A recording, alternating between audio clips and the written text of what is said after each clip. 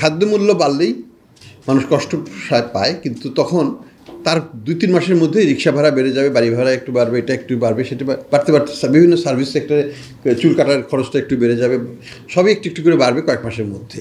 কিন্তু এটা একটু ল্যাগড এফেক্ট আছে।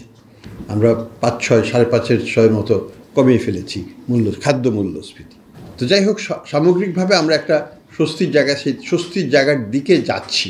রেমিটেন্সের প্রবাহ আরেকটু সহজবাঞ্জক, সেখানে আমরা প্রায় 26-27% প্রবৃদ্ধি দেখছি গত 9 মাসে, এবং এই ধারাবাহিকতা হয়তো থাকবে বলে আমরা আশাবাদী।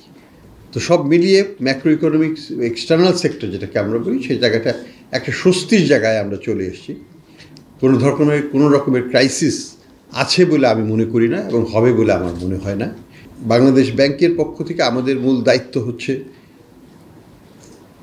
আমাদের সামগ্রিক অর্থনীতিতে ভারসাম্যতা ফিরিয়ে আনা। আমরা মনে করি যে আমরা সেখানে বেশ কিছু সাফল্য অর্জন করেছি, পুরোপুরিভাবে হয় নাই, আরও হবে আশা করি। আমরা we are in the right direction. আমাদের ব্যালেন্স অফ পেমেন্টের ঘাটতি এখন আর নাই, বিশাল ঘাটতি ছিল, সেটা আমরা মিটিয়ে এনেছি। আমাদের এক্সচেঞ্জ রেটটা মোটামুটি স্টেবল আছে, একটা স্থিতিশীল অবস্থায় আছে। আমাদের রিজার্ভটাও স্থিতিশীল অবস্থায় আছে এবং পর্যাপ্ত পরিমাণে আছে, 4 মাসের পরিমাণ যথেষ্ট। আমাদের রপ্তানি বাড়ছে,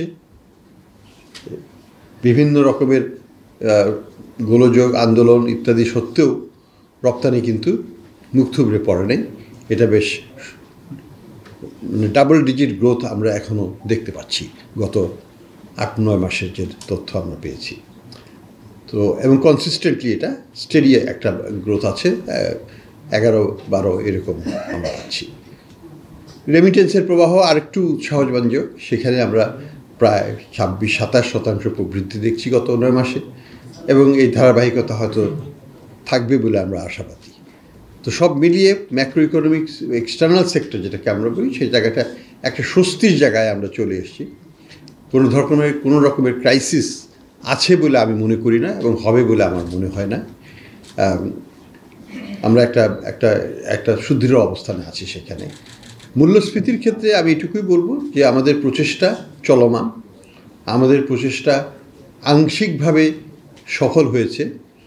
আপনারা জানেন, অগাস্ট মাসে যখন নতুন তথ্য আসলো প্রথম, আগে তো তথ্যটাকে কমিয়ে দেখানো হতো, ফলে সেখানে 9.5-9 উপর উঠতো না। প্রথম যখন এটাকে ছেড়ে দেওয়া হলো, প্রকৃত তথ্য দেওয়া শুরু হলো আগস্ট থেকে, সেপ্টেম্বর মাসের 7 তারিখে যে ডাটাটা প্রকাশিত হলো, সেটাতে আমরা দেখলাম যে মূল্যস্ফীতি, খাদ্য মূল্যস্ফীতি যেটা 9-10 ছিল, সেটা 14% হয়ে গেল, 14.5%-এর মতো।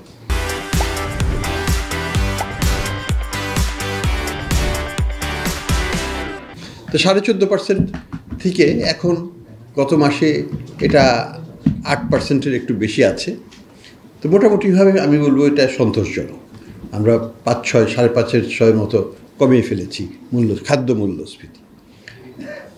নন ফুড ইনফ্লেশনটা এখনও ওইভাবে অতখানি কমে নেই, কিছুটা কমেছে। এটা 12.5%-এর মতো ছিল, সেটা এখন কমে 9.5-এর মতো আছে, 9.9-এর মতো আছে, 9%-এর উপর। তো 3%-এর মতো কমেছে।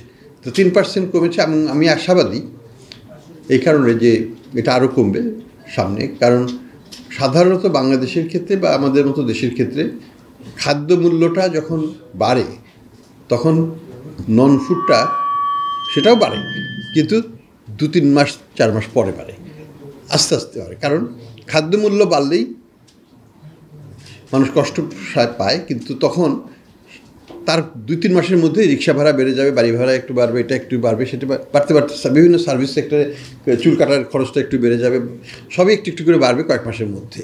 কিন্তু এটা একটু ল্যাগড এফেক্ট আছে।